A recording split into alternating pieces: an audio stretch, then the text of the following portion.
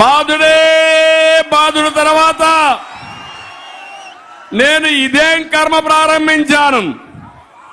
ఏం తమ్ముళ్ళు చూశారా? ఇదేం కర్మ? ఎవరైనా మాట్లాడే స్వేచ్ఛ మీకుందా అని మిమ్మల్ని అడుగుతున్నా.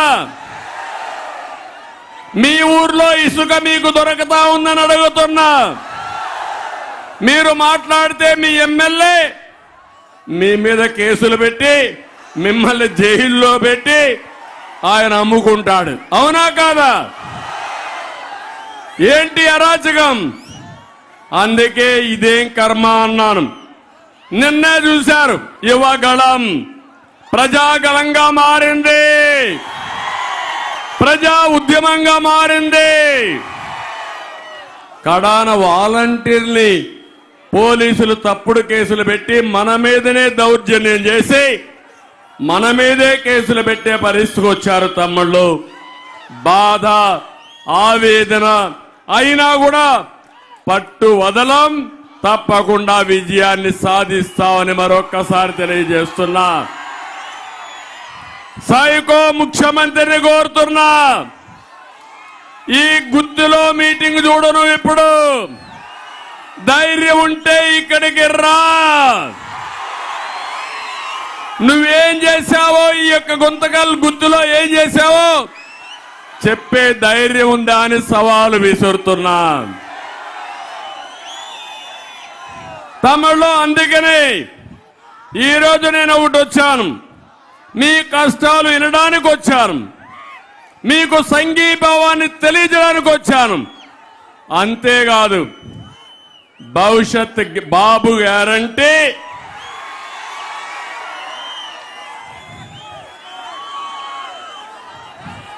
భవిష్యత్తుకు గ్యారంటీ.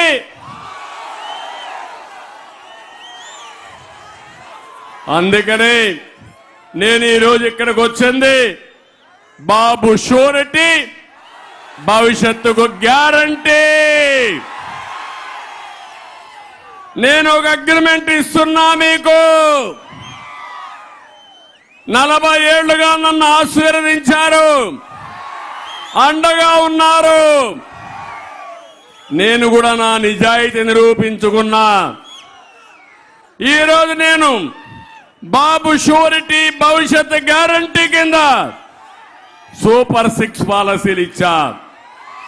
మీకు చాలా మందికి అనుమానం ఉంది, సార్ మీరు చెప్తున్నారు బాగానే ఉంది, ఈ సైకో 10 లక్షల కోట్లు అప్పు చేశాడు, అన్ని ధరలు పెంచేశాడు, ఇండస్ట్రీస్ తరిమేశాడు, ఎట్లా చేస్తారు సార్ అని మీకు అందరికి అనుమానం ఉంది. అవునా కాదా అని అడుగుతున్నా.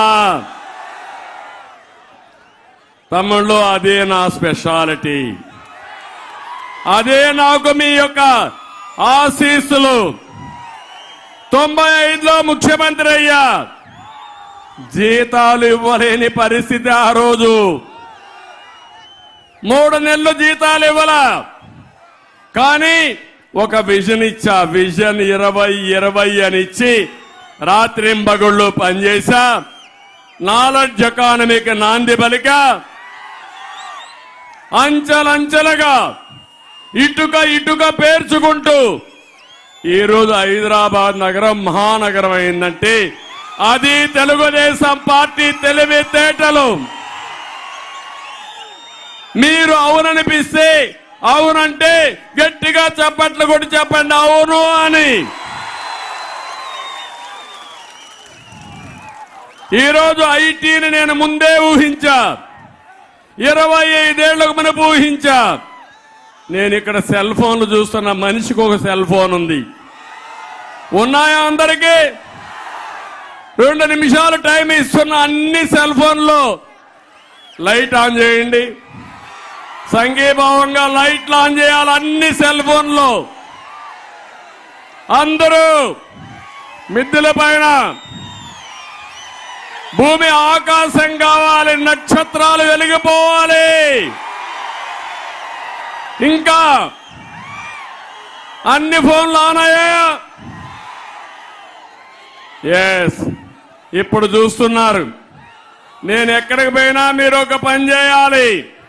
నాకు సంఘీభావాన్ని తెలియజేయడానికి పోరాటానికి సిద్ధంగా ఉంటే రాత్రిలో ఇదే సెల్ ఆన్ చేసి టార్చ్ లైట్ ఆన్ చేసి చూపిస్తే నాకు సంఘీభావాన్ని తెలియజేసినట్టు అవుతుంది.